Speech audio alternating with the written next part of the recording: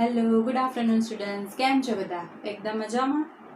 તો LPS group of એજ્યુકેશનમાં તમારું ખૂબ ખૂબ સ્વાગત કરું છું હું. તમે વિચારતા હશો કે આ ટીચર કોણ છે? એકદમ નવા દેખાય છે ને કંઈક. તો હું તમારી નવી ટીચર છું સામાજિક વિજ્ઞાનની. હવે તમે ધોરણ 5માંથી ધોરણ 6માં આવી ગયા છો. એક ધોરણ તમે આગળ આવ્યા છો એટલે તમે ખૂબ ખુશ હશો કે અમે તો હવે થોડાક મોટા થઈ ગયા છે કે. તો તમે જેવી રીતે મોટા થાવ છો એવી રીતે તમારા વિષયોમાં પણ ધીરે ધીરે વધારો થાય છે. જેવું કે તમારો હવે 5મા ધોરણમાં તમે 4 કે 5 વિષયો ભણ્યા હશો, તો હવે 6ઠ્ઠા ધોરણમાં તમારા 1-2 વિષય જે નવા ઉમેરાય છે એમાંથી એક છે સામાજિક વિજ્ઞાન. તો સામાજિક વિજ્ઞાન વિશે હું તમને અભ્યાસ કરાવીશ. મારું નામ પટેલ સબીના છે. તો સામાજિક વિજ્ઞાન વિશે તમારા માટે એકદમ નવો વિષય છે, જેનું પાઠ્યપુસ્તક હું તમને બતાવું. જો આ તમારું પાઠ્યપુસ્તક છે. જો તમારી પાસે ઘરે હોય તો મારી સાથે જ લઈને બેસો, અને જો ન હોય તો મને શાંતિથી અને ધ્યાનથી સાંભળજો અને નોટ લઈને બેસજો, જેમાંથી હું તમને જો મુદ્દા ટીક કરાવું તો તમે જેની પાસે પુસ્તક હોય તે ટીક કરતા જજો, અને જેની પાસે ન હોય તો તે લોકો એક ટોપિક હું બોલતી જઈશ તો તેવી રીતે તમે લખતા જજો. તો પહેલાં આપણે જોઈએ કે સામાજિક વિજ્ઞાનમાં કયા કયા ભાગ પડે છે. સામાજિક વિજ્ઞાનમાં 3 ભાગ પડે છે. પહેલામાં ઇતિહાસ આવે છે, આપણા દેશનો ઇતિહાસ, કે આપણને આઝાદી કેવી રીતે મળી, એનાથી પહેલાં અંગ્રેજો કેવી રીતે આવ્યા, એવા બધા જે ભૂતકાળની વાતો છે તે આપણને ઇતિહાસમાં જાણવા મળે છે. બીજું આવે છે કે ભૂગોળ, એટલે આપણા દેશની જમીન કેવી છે, ક્યાં કેવી જમીન છે, પહાડો કેટલા છે, કેવા છે, તેના નામ, નદીઓ કેટલી છે, કેવી છે, આવરણો આપણા કેટલા છે, તેના નામ. પછી આપણા દેશમાં રાજ્યો કેટલા છે, બીજા આપણા દેશ સિવાયના અન્ય દેશો કેવા છે, તો એ બધું આપણને શેમાં જોવા મળે છે? ભૂગોળમાં. અને ત્રીજું આવે છે નાગરિક શાસ્ત્ર કે અર્થશાસ્ત્ર, તમે કંઈ પણ કહી શકો છો. તેમાં આપણને આપણા દેશની સરકારો વિશે જાણવા મળે છે, આપણા દેશનું જે આખું માળખું છે, જે ચૂંટણીઓ રચાય છે, એ બધા વિશે આપણને જાણવા મળે છે. એટલે કે 3 ભાગ પડે છે, યાદ રાખજો: ઇતિહાસ, ભૂગોળ અને નાગરિક શાસ્ત્ર. બરાબર? ઇતિહાસમાં આપણા દેશનો ઇતિહાસ જાણવા મળે છે, ભૂગોળમાં આપણા દેશની જમીન, વાતાવરણ, આવરણ, રાજ્યો, એવું બધું જાણવા મળે છે, અને નાગરિક શાસ્ત્રમાં આપણા દેશની જે બધી ચૂંટણીઓ છે, સરકારો છે, આપણા દેશનું માળખું કઈ રીતે ચાલે છે, આપણા દેશના જે બધા નેતાઓ છે તે કેવી રીતે ચૂંટાય છે, સરકાર કેવી રીતે બને છે, એ બધું શેમાં જાણવા મળે છે? નાગરિક શાસ્ત્રમાં. તો આમ આપણા સામાજિક વિજ્ઞાનના 3 ભાગ પડે છે. તો આજે તો હજુ આપણે શરૂઆત જ કરીએ છીએ. તો આપણે આજે કયો પાઠ જોઈશું? પહેલો પાઠ, જેનું નામ છે ચાલો ઇતિહાસ જાણીએ. તો હવે આપણે પહેલાં શરૂઆત આપણે ઇતિહાસથી કરવાની છે. તો ઇતિહાસ આપણે જાણીએ તો કઈ રીતે આપણે ઇતિહાસ જાણી શકીએ, શેના મદદથી આપણે ઇતિહાસ જાણી શકીએ, એવા કયા સાધનો છે, કઈ પદ્ધતિઓ છે જેનાથી આપણે ઇતિહાસ જાણી શકીએ છીએ, તો એ આપણે આજે જોવાના છે. તો જો પાઠ્યપુસ્તક હોય તો મારી સાથે લઈને બેસો, અને ન હોય તો આ વિડીયોમાં તમને બતાવાય જ છે. જુઓ, હું વાંચું છું. હવે અંદર બધા ધ્યાન આપજો. તમારા 6ઠ્ઠા ધોરણના અભ્યાસમાં સામાજિક વિજ્ઞાનના એક રસપ્રદ વિષય ઇતિહાસ વિશે આપણે જાણીશું. સમાજ વિજ્ઞાનો આપણને મનુષ્યના સામાજિક વિશ્વથી માહિતગાર કરે છે. સામાજિક વિશ્વ, સમાજમાં આપણે કઈ રીતે રહીએ છીએ તે. આપણી આજુબાજુ સમાજ હોય છે, આપણા પડોશી સાથે આપણે કેવી રીતે રહીએ છીએ, આપણા ઘરમાં આપણા સગા સંબંધીઓ સાથે કેવી રીતે રહીએ છીએ, પછી આપણે સ્કૂલમાં જઈએ છીએ તો શાળામાં આપણે આપણા મિત્રો સાથે કેવી રીતે રહીએ છીએ, એ બધું આપણું શું થયું? સામાજિક વિશ્વ, સમાજનું વિશ્વ. તો એનાથી આપણને કોણ માહિતગાર કરે છે? તો સામાજિક વિજ્ઞાન. તે ભૂગોળ, અર્થશાસ્ત્ર, સામાજિક પરિસ્થિતિ અને સંસ્થાઓ, રાજકીય પ્રવૃત્તિઓ અને સંગઠનોની જાણકારી આપે છે. ઇતિહાસ વિષય સિવાયના સમાજ વિજ્ઞાનો આપણને વર્તમાન સમાજ જીવનનો પરિચય કરાવે છે, જ્યારે ઇતિહાસ માનવ સમાજના ભૂતકાળની માહિતી આપે છે. એટલે કે સમાજ વિજ્ઞાન સિવાયના જે વિષયો છે તે વિષયો કેવા છે? આપણને હાલની પરિસ્થિતિ જણાવે છે, વર્તમાન સમયની પરિસ્થિતિ જણાવે આવે છે. જ્યારે સામાજિક વિજ્ઞાન એક એવો વિષય છે જે આપણને ભૂતકાળની માહિતી આપે છે, હાલની માહિતી આપતો નથી, ભૂતકાળની માહિતી આપે છે. બરાબર, જેની મદદથી આપણે વર્તમાન કાળને જાણી શકીએ છીએ. આપણને આપણા દેશનું ભૂતકાળ ખબર હશે તો આપણે તેનું હાલની પરિસ્થિતિ જાણી શકીએ છીએ કે આપણો દેશ હમણાં જે પરિસ્થિતિમાં છે, જે સ્થિતિમાં છે, તે ભૂતકાળમાં થયેલા અન્ય બનાવોને કારણે આજે આપણા દેશની આ પરિસ્થિતિ છે. તે આપણે શેના મદદથી જાણી શકીએ છીએ? ભૂતકાળની મદદથી જાણી શકીએ છીએ. શું આપણે ભૂતકાળના જ્ઞાન વગર વર્તમાન સમાજ જીવનને સમજી શકીએ? ના. આપણે ભૂતકાળ પહેલાં જાણવું પડે. હાલમાં આજે કોરોનાની પરિસ્થિતિ ચાલે છે, બરાબર, તો 1 વર્ષ પહેલાં કોરોના વાયરસ આવ્યો હતો, આપણને ભૂતકાળ ખબર છે, તેથી આપણે જાણી શકીએ છીએ કે હાલમાં કોરોના ચાલે છે. પછી કોરોના ગયા વર્ષે જ્યારે આવ્યો તો તેનો બી ભૂતકાળ હતો, બરાબર, કે કોરોના ક્યાંથી આવ્યો તે આપણે જાણ્યું, તે બી કેવું હતું? ભૂતકાળ, કે ચીનમાં પેલા ચામાચીડિયામાંથી આ વાયરસ નીકળ્યો તે બી આપણે પહેલાં ભૂતકાળ જાણ્યો. ત્યાંથી પછી આપણને ખબર પડી કે કોરોના વાયરસ આવ્યો અને ધીરે ધીરે તે આખા દેશમાં, આખા વિશ્વમાં ફેલાયો. તો આપણે ભૂતકાળના જ્ઞાન વગર વર્તમાન જાણી શકતા નથી. એટલે કે ભૂતકાળની માહિતી આપણને ઇતિહાસ એટલે કે સામાજિક વિજ્ઞાન વિષય આપે છે. માનવે જ્યારે અગ્નિનો ઉપયોગ શરૂ કર્યો ન હતો ત્યારે તેનું જીવન કેવું હતું? તમે એ બાબતની કલ્પના કરો કે માનવી ખેતીવાડી, રસ્તા, વાહન વ્યવહાર, મકાનો વગર કેવી રીતે રહેતો હશે? બરાબર, આપણી પાસે આજે બધું જ છે, રસ્તાઓ, મકાન, સિંચાઈ, આપણે ખેતી કરીએ છીએ તે, ખેતીવાડી, હવે તો મોબાઈલ ફોન. જ્યારે પહેલાંના જમાનામાં આવું કંઈ જ ન હતું. તો તમે વિચારો કે આપણે હમણાં મોબાઈલ વગર રહી જ નથી શકતા, બરાબર ને?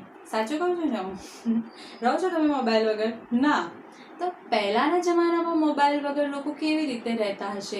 તો આપણે કલ્પના કરીએ. ઇતિહાસ આપણને માનવ જીવનના આવા વિવિધ રસપ્રદ પાસાઓ વિશે જાણકારી આપે છે. એટલે આપણને આ સામાજિક વિજ્ઞાનના ઇતિહાસથી જાણવા મળે છે કે પહેલાંના લોકો મોબાઈલ વગર કેવી રીતે રહેતા હતા. પછી પહેલાંની શિક્ષણ પદ્ધતિ આખી અલગ હતી. જુઓ, હમણાં જો હું તમને આ મોબાઈલ દ્વારા ભણાવું છું, બરાબર, જ્યારે પહેલાં 1 વર્ષ પહેલાં શું હતું? આપણે લાઈવ ભણતા હતા. પરિસ્થિતિ થોડીક બદલાઈ ગઈ છે. તો એ ભૂતકાળ છે. ઇતિહાસ આપણને ભૂતકાળના જુદા જ જીવનની સફર કરાવે છે, કારણ કે ભૂતકાળમાં આપણે હાલમાં જે જીવીએ છીએ તેના કરતાં થોડુંક અલગ હતું. કારણ કે ધીરે ધીરે નવી નવી ટેકનોલોજી આવતી જાય છે. પહેલાં મોબાઈલ ન હતા, હવે મોબાઈલ છે. પહેલાં વોશિંગ મશીન ન હતા ત્યારે હાથથી કપડાં ધોતા હતા, જ્યારે હમણાં વોશિંગ મશીન છે. પહેલાં આપણને એસી ન હતી, બરાબર, ગામડાના લોકો પાસે હમણાં પણ એસી નથી. તો એ શું છે? આપણને એક અલગ જ જીવનની સફર કરાવે છે. આપણને કલ્પના કરીએ છીએ આપણે ફક્ત તે જીવનની. એક યુગમાંથી બીજા અને બીજામાંથી ત્રીજા એમ અનેક યુગોના માનવ જીવનના રીતિ રિવાજો, માન્યતાઓ, તેમના ખોરાક અને પોશાક વિશે માહિતી આપે છે, બરાબર. એક સદીમાંથી બીજી સદીમાં, બીજીમાંથી ત્રીજી સદીમાં, આવી રીતે અલગ અલગ સદીઓમાં બધા લોકોનું જીવન થોડુંક થોડુંક બદલાય છે. જેવી રીતે અહીંયા કીધું છે રીતિ રિવાજો, માન્યતાઓ. રીતિ રિવાજો તમે જુઓ તો પહેલાં ઘણા બધા રીતિ રિવાજો હતા, બધી ખોટી ખોટી માન્યતાઓ હતી, બરાબર. રીતિ રિવાજોની વાત કરું તો પહેલાં દીકરીને શું ગણતા હતા બધા? કે બધા દીકરાને જ બરાબર માનતા. દીકરો આવે તો ખુશ થતા, દીકરી આવે તો ખુશ ન થતા. જ્યારે આજે એવું નથી. આજે એ માન્યતા બદલાઈ ગઈ છે. દીકરા દીકરી બંને હવે શું થઈ ગયા છે? સમાન. દીકરી ત્યારે પેદા થતી ત્યારે તેનો દૂધ પીતી, તેને મારી નાખતા, બરાબર. તો હવે એવી માન્યતા નથી. હવે એવો રિવાજો બદલાઈ ગયા છે. તેમના ખોરાક, પહેલાંના જમાનામાં પીઝા, બર્ગર, ચિપ્સ એવું બધું ન મળતું હતું, બરાબર. એમનો ખોરાક એકદમ સાદો હતો. જ્યારે હમણાં શું છે? આપણે પીઝા, બર્ગર તો અઠવાડિયામાં એકવાર જોઈએ જ, કે તમને જોઈએ ને એકવાર, બસ. તો એવું છે. હવે આગળ જોઈએ તો પોશાક બી પહેલાં કોઈ જીન્સ, ટી શર્ટ, હવે તો બધું નવું નવું આવી ગયું છે, બરાબર. આપણે નવા નવા પેન્ટવાળા કપડાં પહેરીએ છીએ. તો એ બધું પહેલાંના જમાનામાં ન હતું. એ બધું ભૂતકાળની વાત છે. એટલે જેમ જેમ આપણે આગળ વધતા જઈએ છીએ, સદીઓ બદલાય છે, વર્ષો આવતા જાય છે, તેમ તેમ આપણા રીતિ રિવાજો, માન્યતાઓ, ખોરાક, પોશાક એ બધું જ બદલાતું જાય છે. તો એ જે બદલાતું જાય છે તેનો એ ઇતિહાસ આપણને સામાજિક વિજ્ઞાન આપે છે.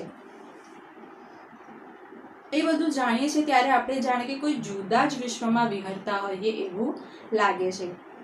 આપણે ભૂતકાળના માનવ સમાજનું અધ્યયન શા માટે કરવું જોઈએ એવો વિચાર તમને આવતો જ હશે કે આપણે આ બધું શા માટે જાણવું જોઈએ, ભૂતકાળ જે ગયું તે ગયું, આપણને શું, એવો વિચાર તમને હમણાં આવતો જ હશે. તો ઇતિહાસ માત્ર ભૂતકાળની જ બાબતો સાથે સંકળાયેલો નથી, તે વર્તમાનની વ્યવસ્થા સાથે કડીરૂપ છે. એટલે કે આપણે હાલમાં વર્તમાનમાં જે જીવીએ છીએ તે ઇતિહાસ સાથે કેવું છે, જોડાયેલું છે. ઇતિહાસમાં અમુક કોઈ ઘટના બનેલી હશે તો જ આજે આપણે આ પરિસ્થિતિમાં છે. જેવી રીતે પાછલા વર્ષમાં ભૂતકાળમાં આપણે જોઈએ કે કોરોના આવેલો હતો, તેથી જ આજે આપણે આવી પરિસ્થિતિમાં છે. કોરોના આવ્યો જેથી સામાજિક અંતર જાળવવાનું થયું, જેથી આપણે આવી રીતે ફોન દ્વારા ભણીએ છીએ. જો કોરોના ન આવ્યો હોત તો આજે આપણે શું એકબીજાને જોઈને સામસામે બેસીને ભણતા હોત, લાઈવ ભણતા હોય, તમે શાળામાં આવતા હોત, બરાબર. એટલે કે જે ભૂતકાળની પરિસ્થિતિ, ભૂતકાળમાં જે બની ગયું છે તે વર્તમાન સાથે જોડાયેલું છે. તેથી આપણને ઇતિહાસ જાણવો બી જરૂરી છે. આપણા પૂર્વજો કેવા હતા, તે ક્યાં રહેતા હતા, શું ખાતા હતા, તેમના જીવનની અનેક મહત્વપૂર્ણ બાબતોની માહિતી આપી ઇતિહાસ આપણને માનવીના જીવનમાં આવેલા પરિવર્તનોથી માહિતગાર કરે છે. આપણા પૂર્વજો, આપણા દાદા દાદી બધા કેવા હતા, આપણી પાસે હમણાં બધાના ફોટા હશે તો આપણને ખબર હશે. તો આ એ લોકો હતા તેથી આપણે હમણાં છે, આપણે એમને જાણીએ છીએ. તેવી જ રીતે આપણા દેશને આઝાદી કોણે અપાવી એ જાણવું ખૂબ જરૂરી છે. તો તે જ એનાથી જાણવા મળે છે, આપણા ઇતિહાસથી આપણને જાણવા મળે છે. તો આ બધા જે પરિવર્તનો આવ્યા છે પહેલાંથી લઈને હમણાં સુધી, પહેલાં આદિમાનવ હતો, જંગલમાં રહેતો હતો, બરાબર. કપડાં બી નહીં હતા, પાંદડાઓથી પોતાના કપડાં પહેરતો હતો. પછી અગ્નિની શોધ થઈ જેના પહેલાં એ કાચું માંસ ખાતો હતો, બરાબર, જંગલોમાં શિકાર કરીને. પછી અગ્નિની શોધ કરી, પછી અગ્નિથી તેણે બધું રાંધવાનું શરૂ કર્યું. તો તેથી તમે વિચારો, હવે તો હમણાં ગેસ આવી ગયો, ચૂલો આવી ગયો, હવે તો ગેસ લાઈન આવી ગઈ છે, બરાબર. ગેસ પર આપણે સળગાવે છે, ઇલેક્ટ્રિક સગડી આવી ગઈ છે જેના પર આપણને ગેસની અગ્નિની બી જરૂર પડતી નથી. તો એ શું છે, આખો બધો ઇતિહાસ છે પહેલાંથી લઈને હમણાં સુધી. જ્યારે અગ્નિ ન હતી ત્યારે માનવી કઈ રીતે શું ખાતો હતો, અને હવે અગ્નિ છે, હવે તો ઇલેક્ટ્રિક સગડી આવી ગઈ છે, આપણને અગ્નિની જરૂરત જ નથી પડતી. તો એ બધા જે પરિવર્તનો આવ્યા છે પહેલાંથી લઈને હમણાં સુધી, તે આપણને ઇતિહાસથી જાણવા મળે છે. તો ઇતિહાસ હવે આ નવો આગળ જેવો ટોપિક આવે છે, ઇતિહાસ જાણવાના સાધનો. તો ઇતિહાસ તો આપણને જાણવો જરૂરી છે, પણ ઇતિહાસ જાણવા માટેના સાધનો કયા કયા છે, આપણે કયા સાધનોની મદદથી આપણે ઇતિહાસ જાણી શકીએ છીએ તે તમને આપ્યું છે. જુઓ, ચિંતને વર્તમાન પત્રમાં વાંચ્યું કે ગુજરાતના કચ્છમાં 4000 વર્ષ જૂનું શહેર મળી આવ્યું. કેટલા વર્ષ? 4000 વર્ષ. તેને આશ્ચર્ય થયું કે આપણે કેવી રીતે જાણી શકીએ કે આ શહેર 4000 વર્ષો જેટલું જૂનું છે, બરાબર. આપણે એમ કહીએ કે હા કોઈ ગામ મળી આવ્યું છે, પરંતુ એ 4000 વર્ષ જૂનું છે એ આપણને કેવી રીતે ખબર પડે? એ 2000 વર્ષ જૂનું પણ હોઈ શકે, 1000 વર્ષ જૂનું પણ હોઈ શકે, 100 વર્ષ જૂનું પણ હોઈ શકે, પણ 4000 વર્ષ જૂનું એવું પરફેક્ટ આપણે કેવી રીતે જાણી શકીએ? તે કોણે અને કેવી રીતે બાંધ્યું હશે, ત્યાંના લોકો કેવો ખોરાક ખાતા હશે, કેવા કપડાં પહેરતા હશે, તો આ બધું આપણે કેવી રીતે જાણી શકીએ? તો તે જાણવા માટેના કેટલાક સાધનો છે, કેટલાક મશીનો છે, તે આપણે જોઈએ કે એ મશીનો કે સાધનો શું છે, તેના વિશે આપણે અભ્યાસ કરવાના છે. આપણે ઇતિહાસ કેવી રીતે જાણી શકીએ? ઇતિહાસ જાણવા માટે આપણી પાસે જુદા જુદા સાધનો છે. આપણે કંઈ અધર તુક્કા નથી મારવાના, બરાબર, કે આપણે જોઈને કહી દઈએ કે આ તો આટલા વર્ષ જૂનો છે. ના, એના માટે અમુક સાધનો છે, અમુક પદ્ધતિઓ છે, અમુક મશીનો છે, તેના મદદથી આપણે એકદમ પરફેક્ટ અનુમાન લગાવવાનું છે. એમાંથી પહેલું આવે છે તાડપત્ર અને ભોજપત્ર.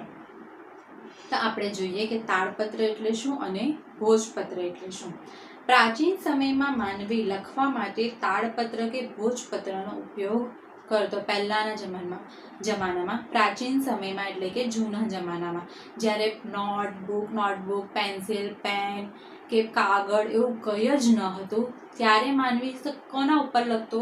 તાડપત્ર અને ભોજપત્ર ઉપર લખતો, જેને આપણે હસ્તપ્રત કહીએ છીએ. તેને શું કહેવાય? હસ્તપ્રતની નીચે અંડરલાઈન કરજો, જેને આપણે હસ્તપ્રત કહીએ છીએ.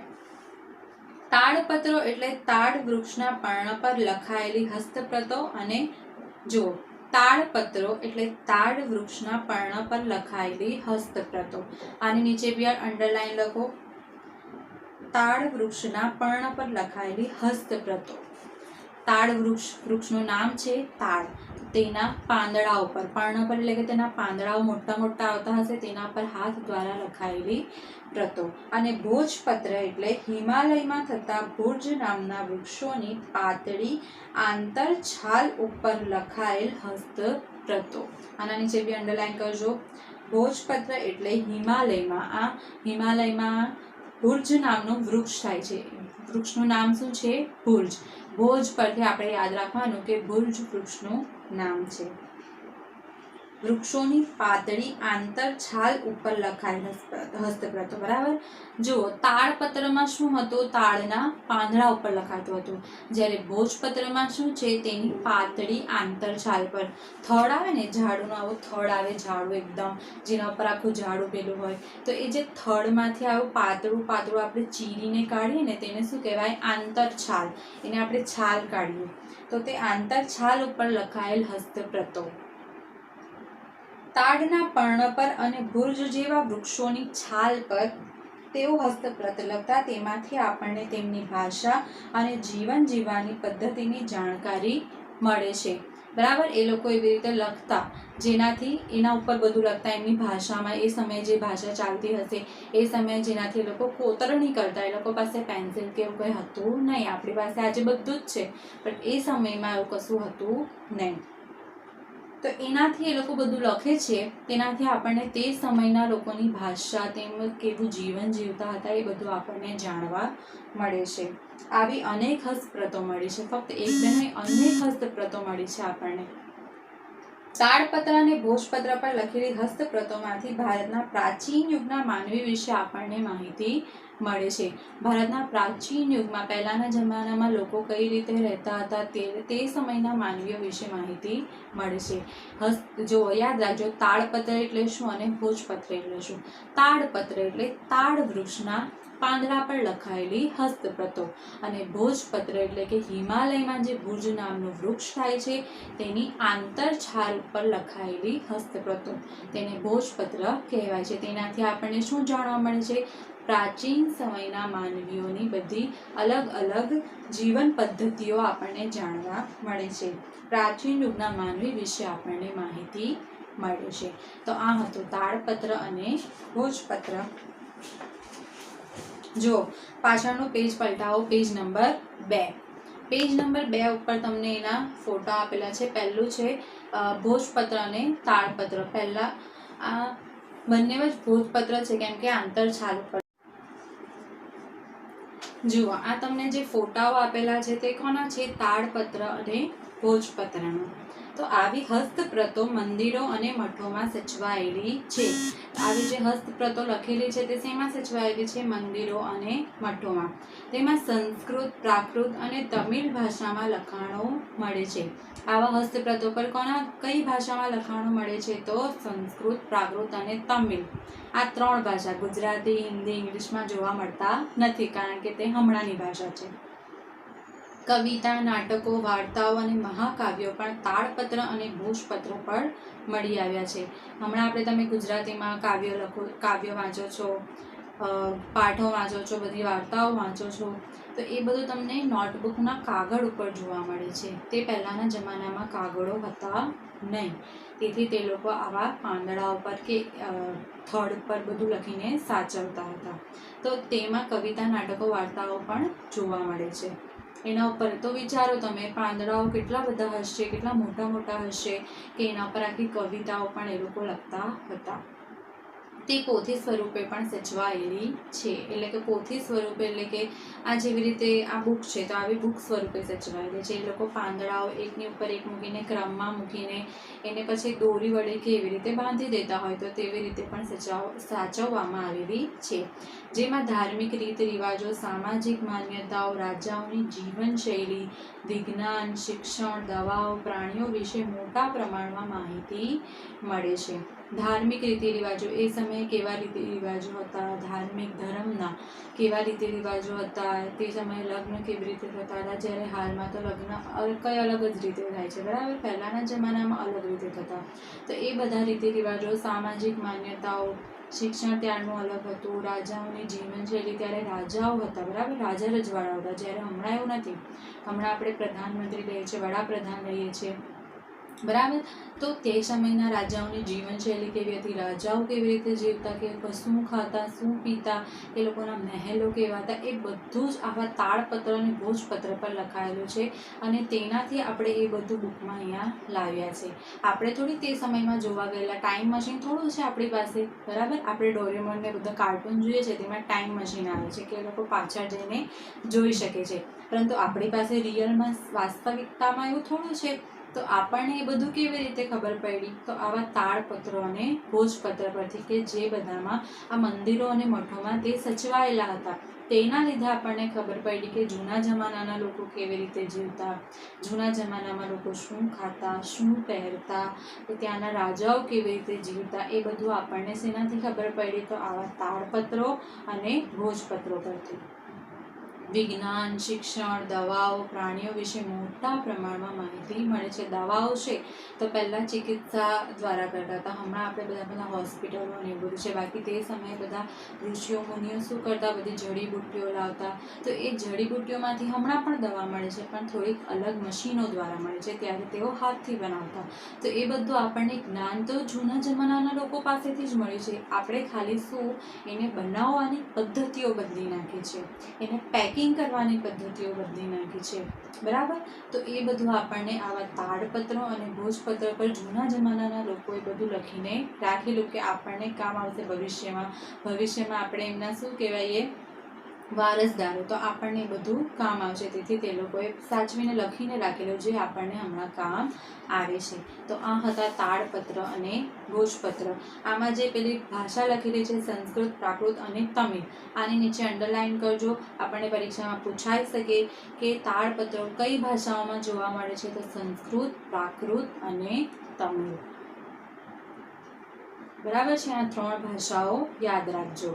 એટલે કે જો હવે હું તમને રિવિઝન કરાવી દઉં. તાળપત્રો એટલે શું? કે તાળ વૃક્ષ પર લખાયેલ, તાળ વૃક્ષના પાંદડાઓ પર લખાયેલી હસ્તપ્રતો. અને ભોજપત્ર એટલે શું? તો હિમાલયમાં જે ભુર્જ નામનું વૃક્ષ થાય છે તેની છાલ પર લખાયેલી હસ્તપ્રતો આને ભોજપત્ર કહેવાય. તે કઈ ભાષામાં જોવા મળે છે? તો સંસ્કૃત, પ્રાકૃત અને તમિલ, બરાબર. અને તે પોથી સ્વરૂપે પણ સચવાયેલી છે. આટલી વસ્તુ યાદ રાખજો. આજે આપણે હમણાં અહીંયા સુધી જ રહીએ. આપણે આજે શું જોયું? પહેલું ચેપ્ટર, જેમાં આપણે ઇતિહાસ જાણવાના સાધનો, આપણે ઇતિહાસ કઈ રીતે જાણી શકીએ તે જોયું. એમાં આપણે ઇતિહાસ તાળપત્રો અને ભોજપત્રોની મદદથી પણ જાણી શકીએ છીએ. આજે આપણે ફક્ત આટલું જ જોઈશું. ઓકે, હવે આપણે નેક્સ્ટ લેક્ચરમાં મળીશું. Thank you, bye bye.